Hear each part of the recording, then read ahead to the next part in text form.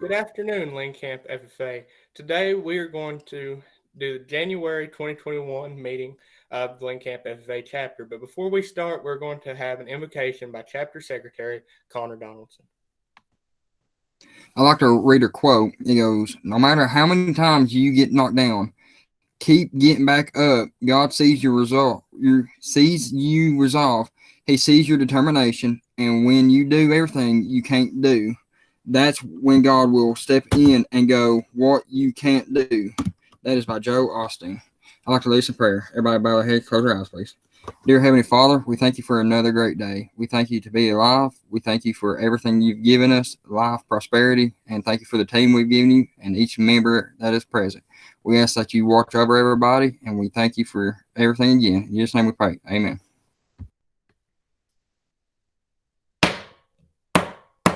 The meeting room will come to order. We are now holding a meeting of the Lynn Camp FFA chapter. Madam Vice President, are all officers at their stations?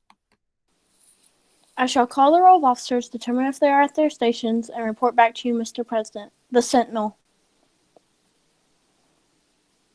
Station by the door.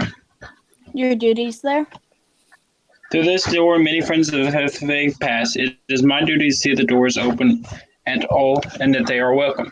I care for the meeting room and paraphernalia. I strive to keep the room comfortable and assist the president in maintaining order. The reporter.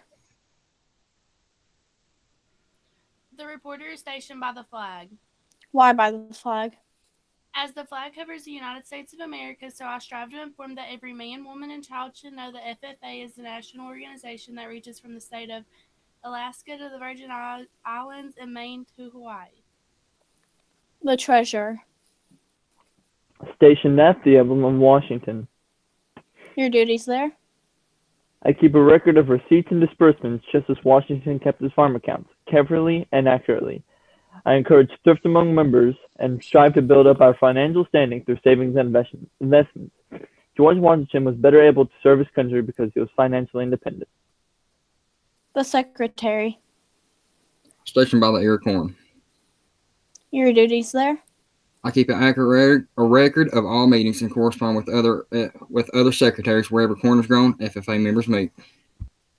The advisor. Here by the owl. Why by the owl? The owl is a time-honored emblem of knowledge and wisdom. Being older than the rest of you, I'm asked to advise you from time to time as the need arises. I hope that my advice will always be based on true knowledge and ripened with wisdom. Madam Vice President, why do you keep a plow at your station?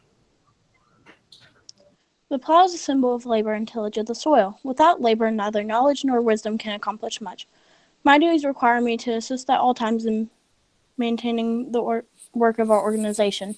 I preside over meetings in the absence of our president, whose place is beneath the rising sun. Why is our president so stationed? The rising sun is the token of a new era in agriculture. If we shall follow the leadership of our president, we shall be led out of the darkness of selfishness and into the glorious sunlight of brotherhood and cooperation. Mr. President, all officers are at their stations. Thank you, Madam Vice President. The Secretary will call the roll of members. There are 10 members and one advisor present, Mr. President. Thank you, FFA members. Why are we here? To practice brotherhood, honor agricultural opportunities and responsibilities, and develop those qualities of leadership which an FFA member should possess. May we accomplish our purposes. I now declare this meeting of the Lynn Camp FFA chapter duly open for the transaction of business or attention to any matters which may properly be presented. Mr. Secretary, what is the first item of business? Secretary's report. The Secretary's report will now be given by Chapter Secretary Connor Donaldson.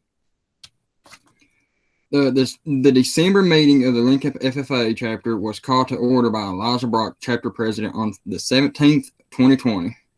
December 17th, 2020. We met virtually. There were 7 members, 1 advisors, and 2 guests present. The minutes of the December 2020 meeting were read by Chapter Secretary Connor Donaldson, who moved for them to be accepted as read. Earl Bunny seconded the motion, and the motion passed. There was no treasurer's report, and the committee reports, there was no update to my knowledge. I think that's it. Mr. President, I move to accept the secretary's report as read. Second. Second. The motion to accept the secretary's report as read has been properly moved and seconded. Is there any discussion? Seeing none, we shall proceed to vote. Is there any opposition? Motion passes. Mr. Secretary, what is the next item of business? Treasurer's report. The treasurer's report will now be given by Chapter Treasurer Earl Bundy.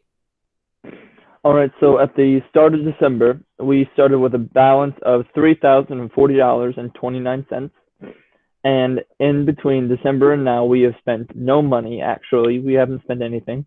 But we have received $262.67 in that time, which leaves us with a new total of $3,302.96 as of December 31st. Mr. President, I move to have the treasurer's report as accepted as read. Second. The motion to accept the treasurer's report as read has been properly moved and seconded. Is there any discussion? Seeing none, we shall proceed to vote. Is there any in opposition? Motion passes. Mr. Secretary, what is the next item of business? Committee reports. The committee reports will now be given by Chapter Vice President Shelby Arnold. For committees, we will be having a committee workshop on February 10th, and that will consist of videos throughout Google Classroom and things like that. I move to accept the committee's report as read. Second.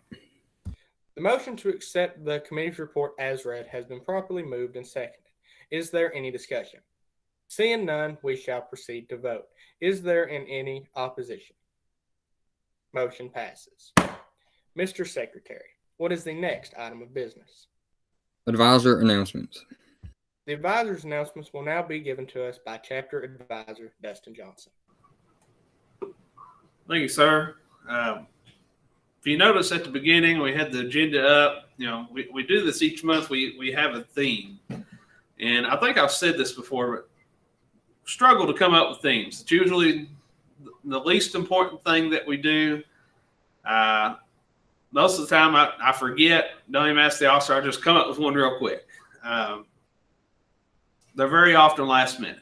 And with it being January, the same was, could be said about this one, but with it being January, this is always a time, especially at the beginning of the month, that I really take some time to reflect. I think about how the last year's gone, what's happened, what's going to happen in the future. And of course, we all know the situation that we're in. Did a lot of reflecting. And unfortunately, a lot of it's out of my control, things that have happened. I don't like that. But I can control some things. We can all control how we act. And one of the things that we did in class, we do it every year, and I think it's important to do this year, or this time of the year, we set goals. And so if you're not someone who is taking the time to reflect at this time every year, end of December, beginning of January, you're not setting goals, you're probably not growing. And you've probably heard the phrase, I've probably been the one that told it to you. If you're not growing, you're dying. Growth is essential, especially in the field of agriculture. And so if you're not growing, if you're not doing things to make yourself better, Hi, Daddy. then things slow. Get down, honey. Things slow down. And we know the people who make those decisions. We can look in our families. We can look in our communities. Not the prod on any feet, but the folks that still say at high school those were the best years of their life, and they try to relive those days. They're not growing anymore. And so I urge you at this time of the year to set goals, to grow. And growing, it's not always comfortable. People like to say they grow through their successes, but in all reality, we grow through our failures even more. That's why we say that we learn from our mistakes. That's growth. With all that's happened over the past year, that's where I come to the theme. It's a year of new. We've heard the phrase "new normal," and we know that once this pandemic has ended, some things will go back to the old normal, but some things won't. And hopefully, the same will be with you. There might be some parts of you that hopefully stay the same, but there might be a lot of things that become the new normal. They become the new you. And so I challenge you to think and reflect, what is the new you going to look like? Who are you going to be? How are you going to grow in your new normal? And obviously, how can I help you? And how can the FFA help you? And so with that, I have a lot of announcements today. And a lot of those go back to that new year, new me, right? And so a couple of them, just to share real quick. Again, we've got, Shelby just mentioned the committee workshops. That's something we're going to be actively working on and planning. So hopefully a lot of you that are watching this, you participate. And I've shared with the officer team, this isn't so much for this year, but it's getting this set in stone and really a good system working going forward. Also, I've took the time the other day to look up all t-shirt sizes. So if I don't have your t-shirt size in AET, I'll be getting with you, and we'll be getting those t-shirts hopefully before we have our next FFA meeting. But the big announcement, it's that time of the year. A lot of these kiddos I'm looking at know what I'm about to probably say. It's the time of the year for FFA contest. Literally in 1 hour, I have a meeting with the other regional advisors to discuss how our FFA contests are going to work this year. And so I do want to take just a minute to briefly describe for those that are watching, or the couple of folks we got with us that don't know what the contests are, what they are, and then also I'll go ahead and share. And I usually do this, but I'm broadcasting it even more this year. If you compete in a contest, and by compete, it has to be a speaking contest, which most of the spring ones are. You have to practice a minimum of 4 times with me before you will be allowed to compete. And you have to do your classwork. If you do those things and you move on, you actually compete in the regional speaking contest, I'm guaranteeing you a 100% A for term 4. You still have to do your work in class, but if you do your work and the best you can do is a D, you're going to get a guaranteed A, 100. That doesn't apply to term 3. That only applies to term 4 because the contest will be before term 4 gets going. So if you do all the practicing and then you chicken out the day of the contest, Brooklyn, you don't get the A100. All right. Obviously, the offer still stands if you win a regional contest. Agdad Johnson, I'm going to pat you on the back, and I'm going to fix you. I usually say a steak dinner, but we've had some vegetarians before, or people that didn't like steak, so I'll fix whatever your fancy is. Now, as far as the contest, there are a few to choose from. With the speaking contest, they're just giving speeches. There are the impromptu areas. And so with impromptu, you get 20 minutes typically. Now, last year, this wasn't the case. But typically with impromptu, you get 20 minutes to prepare a speech on one of 12 topics. And so you pick an area. Could be beef cattle, could be dairy cattle, could be greenhouse, could be ag power, ag machinery. There are 14 or 15 different areas. Each area has 12 topics. Before the contest, you study up, prepare, and get ready to talk about those 12 topics. And then the day of the contest, you get 2 given to you randomly. You pick one, you get 20 minutes to prepare, and then you go give the speech. Now, last year, the way that worked is I think about 24 hours ahead of time, the topic was given out. And you had 24 hours to prepare your speech, and then you showed up in a video call like this, and you competed. We had 3 of our officers here, not just compete, but move on. Elijah placed and moved on to the state contest. Shelby did as well. And Paisley/Earl won his area and moved on to state as well. So first and second place move on. There's also extemporaneous speaking, which is very similar to impromptu. You get 30 minutes instead of 20, but it is based on current issues. And then finally, my favorite, the one that I did, is prepared public speaking. And so prepared public, you write your own speech out well ahead of time, and then you give it that day. And so that was my baby. I won region, not to brag or anything. I won region a couple times. Got third in the state. That was my baby.